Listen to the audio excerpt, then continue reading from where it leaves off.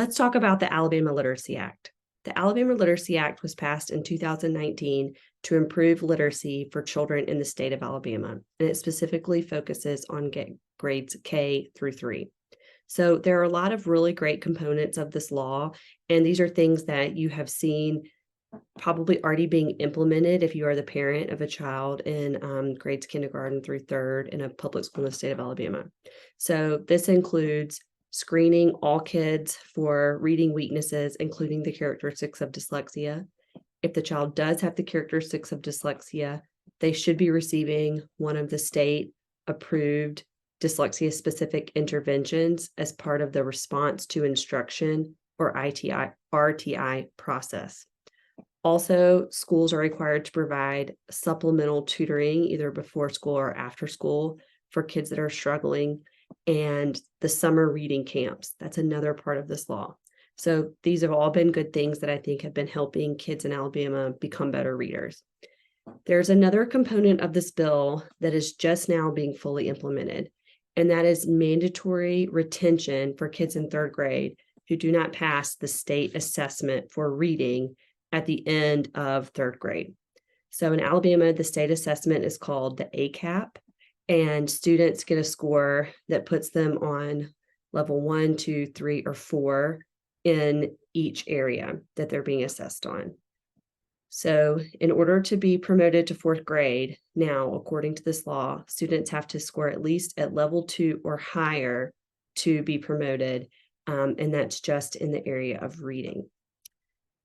This was initially supposed to be in place in 2021, but it is just now being fully implemented. It was delayed because of the COVID-19 pandemic and all the learning loss that occurred. If your child is at risk of being retained, you should be getting some communication from your child's school, or you might already have been, that this is something that you need to be watching out for and helping with your child so that they can do their best on this ACAP test. If you are getting notifications like that, I strongly encourage you to consider getting some supplemental help for your child, because I think that we want to just make sure that as many kids as possible are able to be promoted to fourth grade. But of course, the most important thing is that they are promoted as strong readers, that they are able to read well enough to pass that test, not just promotion for promotion's sake. So if your child, there are a few carve-outs. So there are a few situations where this would not apply. And one of them is if your child has an individualized education plan, or IEP, or a Section 504 plan. So those are the two formalized plans to get special education in a public school, IEP and 504. If your child has one of those, and you can document that they've received 2 years of intensive reading help already.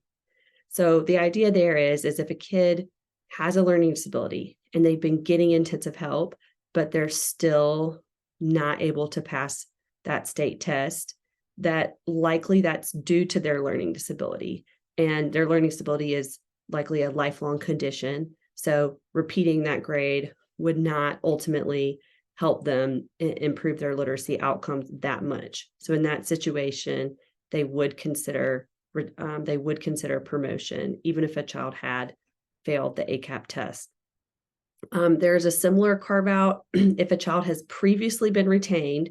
So let's say they repeated first grade, and there's 2 years, and they've been receiving intensive reading intervention for 2 years, and it's kind of a similar thought process there, that we really don't want to get into a situation where a child has been retained twice, because that could be just so damaging socially and emotionally, because then developmentally they'd be much older than their same grade peers. And as long as we can prove that kids have been getting that intensive help, then they would still be promoted. If your child does fail the ACAP test for reading, they have a few other opportunities to try to show mastery before they're for sure retained. There is going to be a supplemental ACAP assessment that they could take again to try to show their mastery, and that would likely be after they had attended that summer reading camp. They could also show mastery through an essential reading. They could also show mastery of the essential reading standards through a student reading portfolio. So if they can show in other forms of data that the child actually has made a lot of progress on their reading, then they could be considered for promotion. And then the last thing is if they meet one of those good cause exemptions, like I explained, like if they've been previously retained or had an IEP. So these are all things that parents really need to know about if you are the parent of a third grader, or even if you're a parent of a second or first grader, and be aware of.